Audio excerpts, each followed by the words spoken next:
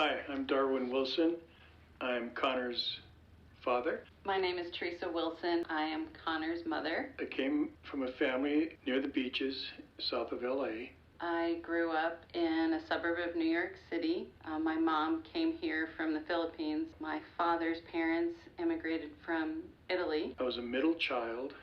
I was the fourth born, 5 boys and 1 girl. Growing up in an area like we grew up, maybe having a lower income, we had to fight for a lot of things as kids. Our lives were very focused on the things that brought our parents and grandparents here, and that was opportunity, and the vehicle for that opportunity was education. We basically found our own way out on the streets. Not to say we were ruffians, we were pretty good kids, but we did have to find our own way. I didn't go to Catholic school until I was in high school, but then went on to the Jesuit university. When I was a young teenager, back in the early mid-60s, I became pretty involved in what was then called the hippie movement.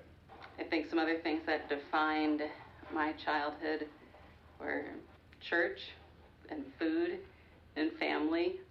I think every Sunday we had the same routine. We went to church, then we headed off either to the Bronx to visit my dad's parents or to Queens to visit my mom's parents. The hippie lifestyle, at least in the group I was in, was kind of considered a serious thing.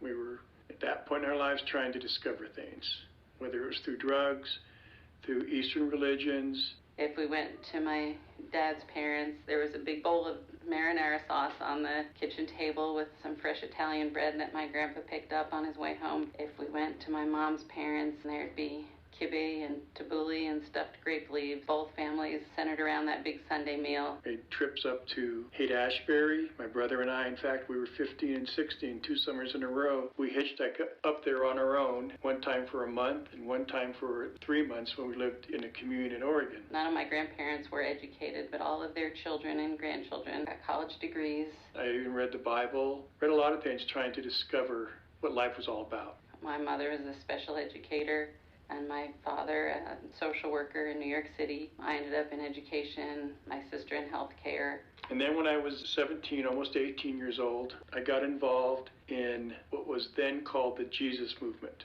And for the next 13 years, I spent most of my life involved in very strong churches. Became a pastor and had quite an effect on my life. I don't think it was anything atypical. I think that's a pretty common experience for people who are first generation.